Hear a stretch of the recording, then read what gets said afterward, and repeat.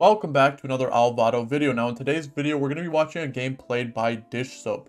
The new patch is out. Dish Soap is rank 3. You can see he's played a lot of games and he played a lot more than even that one. And there's a lot of games that I want to talk about. There's a lot of things that I want to cover. But I'm only going to be able to cover one thing at a time. And I really wanted to cover a 5 Gadgeteen game because I think a lot of people are curious on how strong that is. So spoilers, yes, this is going to be a 5 Gadgeteen game. I probably am going to put something about that in the thumbnail, so you probably already knew. Anyways. Now, before we get into the video, I am really close to hitting 1,000 subscribers, and I'm going to be continuing to post a video every day. I've been posting a video every day for a little bit over a month now, and I'm not going to stop anytime soon. If you've ever learned something from one of my videos, then I'd appreciate it if you subscribed. Okay, let's get into this video. He started tier, and before he hopped into this game, he actually went on a pretty big rant about how he could very easily just go bow, slam Last Whisper every single game, play Bel'Veth, and climb, but he's down to try AP because he thinks AP is more fun, and yeah, he wants to explore those lines. Now he was shown, I believe, 1 cost, 2 cost, 1 cost. He rerolled the first one immediately because he didn't like what he seed, and if you noticed, there was a little bit more rerolls. If you are not caught up to speed, we are on the new patch where you now get 4 hero augment rerolls. So now that you have 4 hero augment rerolls, yes, you are going to be able to get Mort Dogged significantly less often, but the issue with that is that now that it's a lot more consistent to not get Mort Dogged, that also means that people are going to game the system and they are going to, be able to very easily figure out what the strongest hero augments are in the game. And, you're not going to select one unless you know that augment is very powerful. Now we can see here, he was shown Steadfast Presence, one of the poppy ones, and he rolled past it immediately. And then he was shown Bigger, Better Buckler, and he practically snap clicked it. Now why is that? It's because Bigger, Better Buckler is just better than Steadfast Presence. Steadfast Presence is the augment that gives your whole team a 325 HP shield. It's very strong in the early game, and yes, it does scale in the late game because, the more units you have, the more units are getting shields.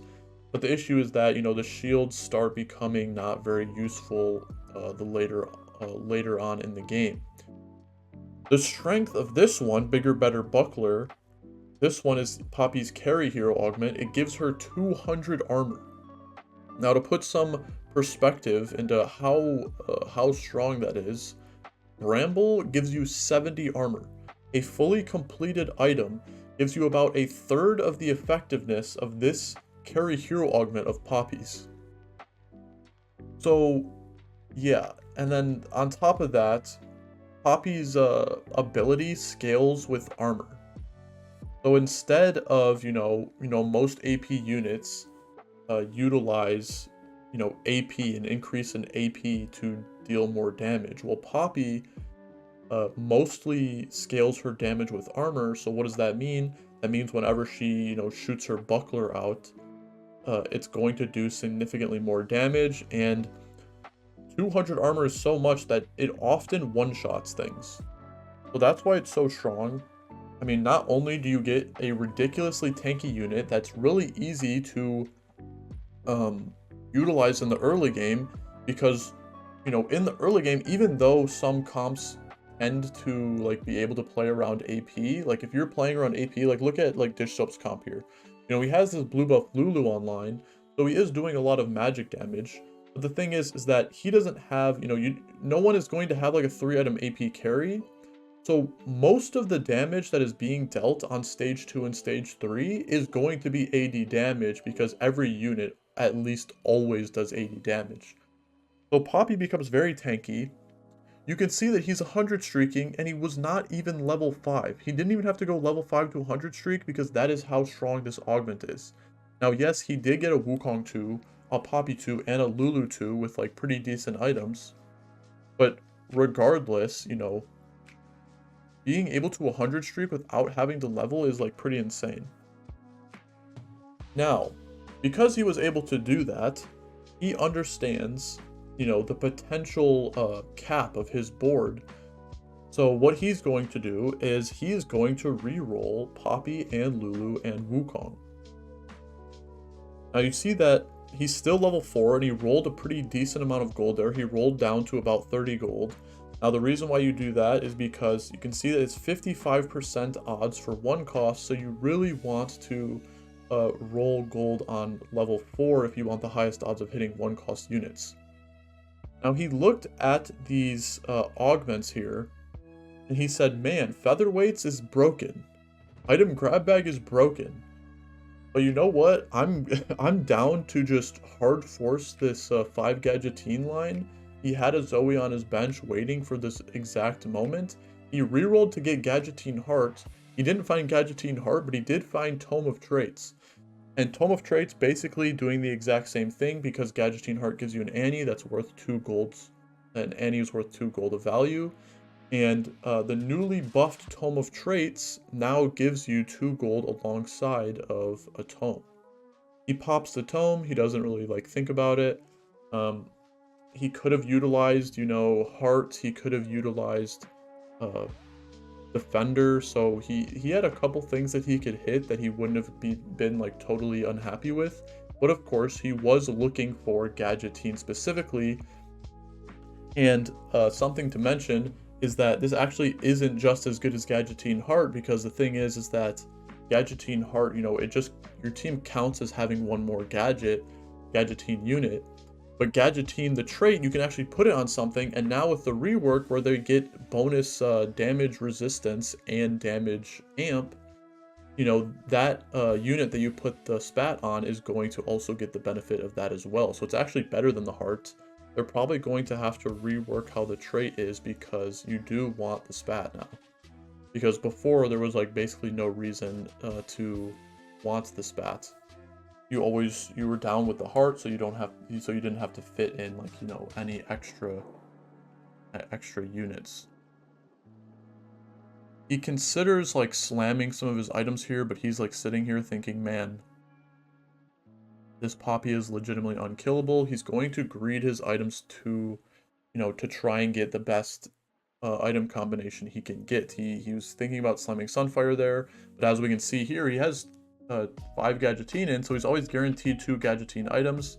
And, you know, Gadgeteen Sunfire is one of the items, so there's a good chance that he will be getting, you know, anti-heal anyways. He wanted to greed this chain for Bramble. You can see he has his items like pretty scattered here. That's because it's worth slamming your items because of the benefit that Gadgeteen gives you. If you do not know, you know, 5 Gadgeteen gives you 12% damage increase and 12% damage reduction per item that your Gadgeteen units are holding. Now, what does that mean exactly? It means per item slot that's filled out. So it doesn't have to be a full item, which is exactly why he's okay with putting the chain on the Poppy and the bow on the Lulu. And then, you know, when he gets these 2 Gadgeteen items, he has 1 backline champ, he has 1 frontline champ. There's a good chance that he's going to, you know, be able to spread these items on, you know, on 1 of each, and then they're going to get the full benefit of the 5 Gadgeteen bonus. So yeah, he's able to have Poppy 3 now, and he's able to have Lulu 3. Now going in to see the final augment of the game, Jeweled Lotus, he's down for that.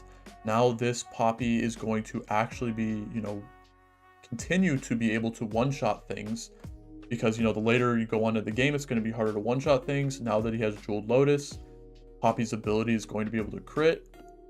He goes ahead and makes Sunfire Cape anyways, because he you know, the items that he was given doesn't make sense for him to greed for anything else.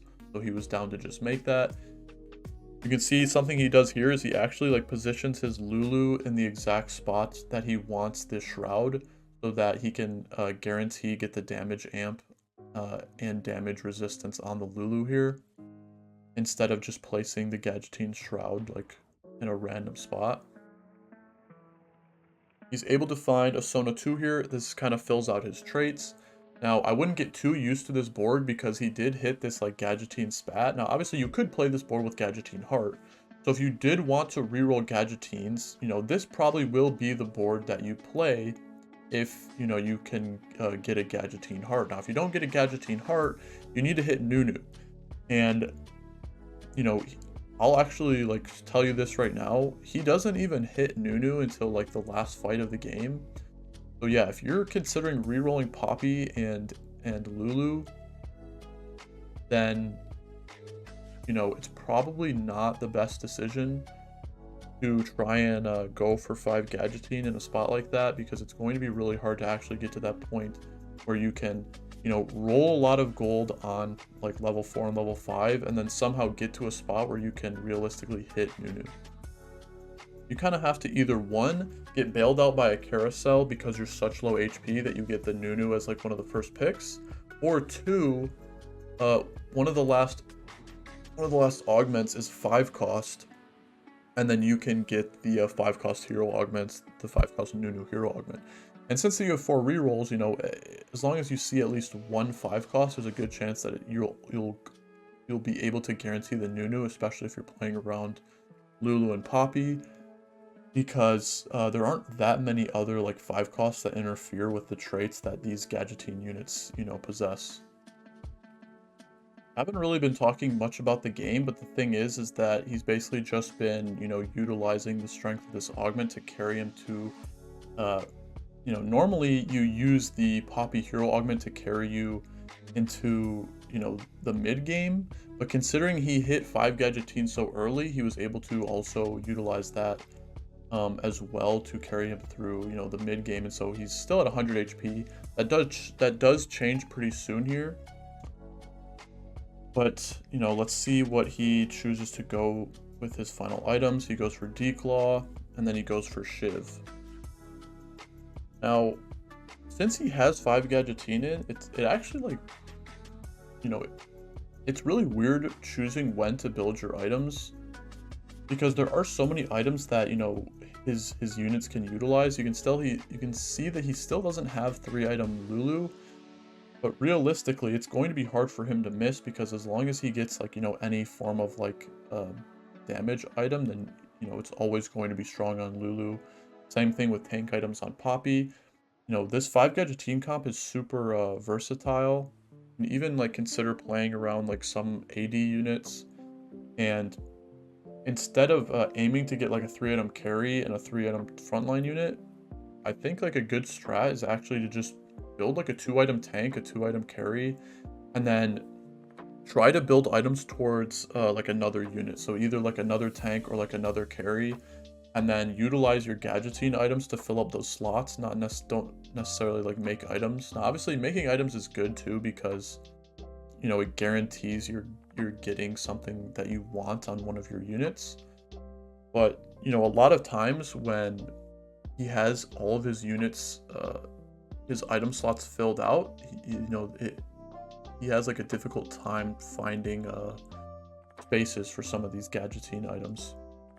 Now, he did lose a round there, and before we get into the like aspect of the game where he actually has to start playing the game, well, first let's talk about this. So there's a Gadgeteen spat on the carousel. He actually doesn't go for it because he just wants to make his final Lulu item. Gadgeteen Spat would be really strong here, but the thing is he doesn't have very many other ways to further abuse the damage amp and damage resistance. Like, he could put this on like Echo or Sona or LeBlanc here, or Soraka here, but he has nothing else to put on those units. Now, he could put like Gadgeteen items on those units, but he does have this Annie 3, so he often just stacks this Annie 3 with whatever items he gets from Gadgeteen, because the Annie 3 is probably getting the most benefit from the damage reduction here.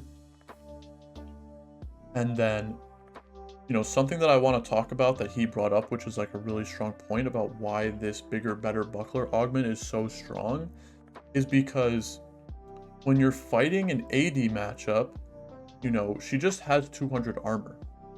And the fact that she has 200 armor makes it so much more difficult to actually kill the Poppy, especially if they don't have Last Whisper. Now, you're basically going to always be wanting to build Last Whisper in this comp, but if your units don't happen to sync up. And you know, you can see that he just fought a 4 sure shot board. Aphelios is the one holding the Last Whisper. Let's say like the Samira is stuck on the Poppy, you know, it's really not going to be doing any damage. So it's really strong into, you know, the AD comps.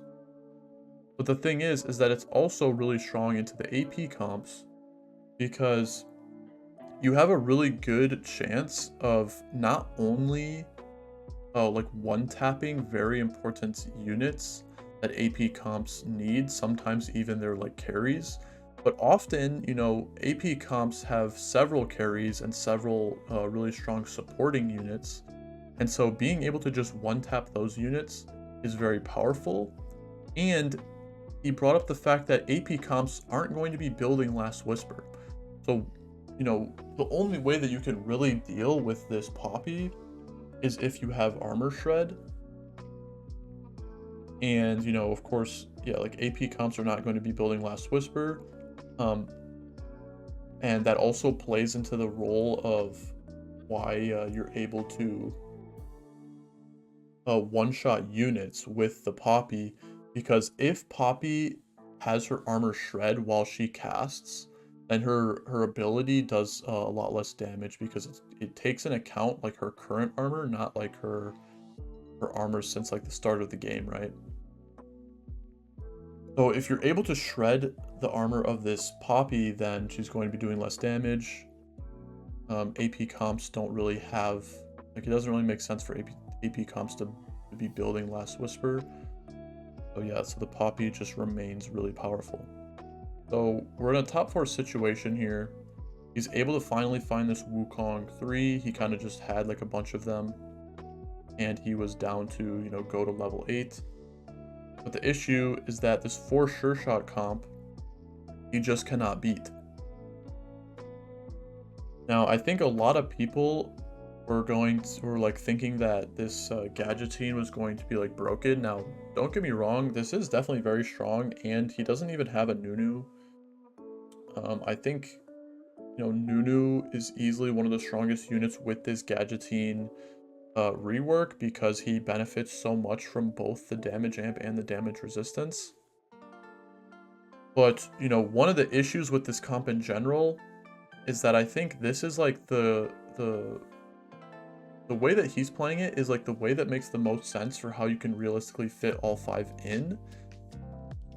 But, you know, if you're carrying Poppy and Lulu, they are 1-cost units for a reason, and they have like restrictive properties. Like this Lulu at the end of the day can only has like single target like damage, and this Poppy, you know, also falls off pretty hard like later on into the game.